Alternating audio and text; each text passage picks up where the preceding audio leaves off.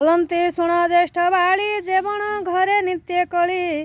तही तू करिथिबु वास जे मिथ्या भाषी कुपुरुष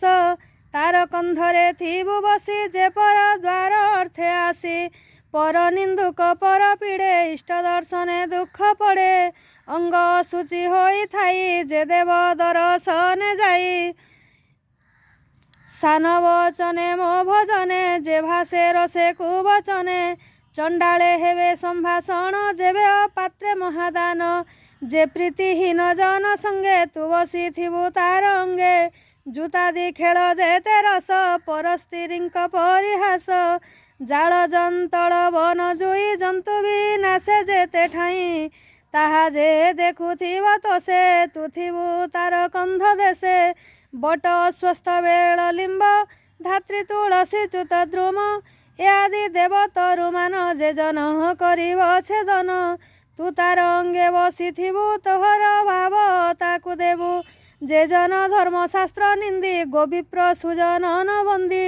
तात जननी गुरु पादे कपट स्नेह जार हृदय एमंत जन कंधे बस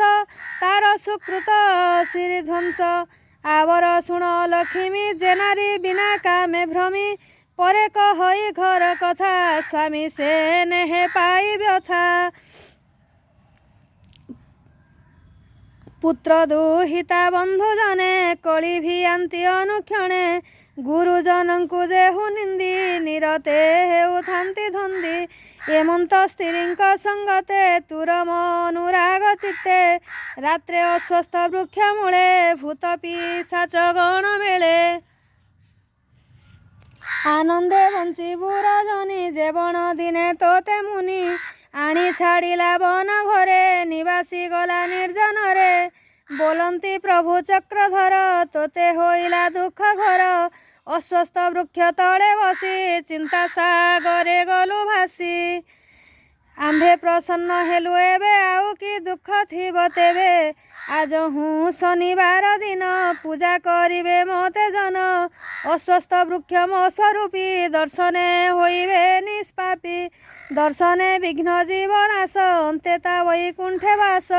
लभिबे अक्षय मुक्ति जे शतबारे मो भक्ति तुझे से दिन मो सन्निधे पूजा पाइबु अविरोधे क्षुधा पाइबु तोर काये पुणी सहपत दिन जाए संसारे भ्रमुथिबु सुखे अस्वस्थ तले निशा मुखे प्रेत गहणक मेले थिबु ताहार गति आचरिबु जे जन वृक्षराज मूले बसिब जाई रात्र काले तू विश्रामिबु ता शरीरे से दुखी हेब इह परे एमंत कही ब्रह्म राशि खग आसने जाई बसी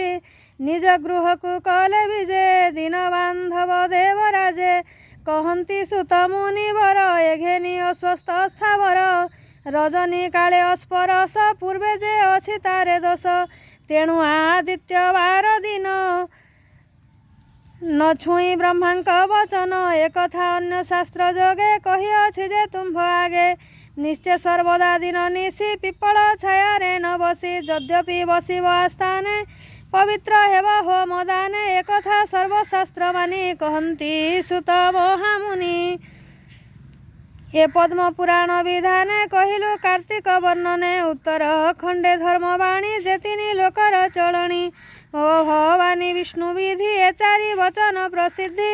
पवित्र पुरातन वाणी जे भणे अवा कर्णे शुणी से प्राणी मानकर गति केते कहिबा फल श्रुति जे गृहे आद्य प्रांत करी कार्तिक व्रत फल करी सागर आदि तीर्थ धर्म बदरी आदि वनाश्रम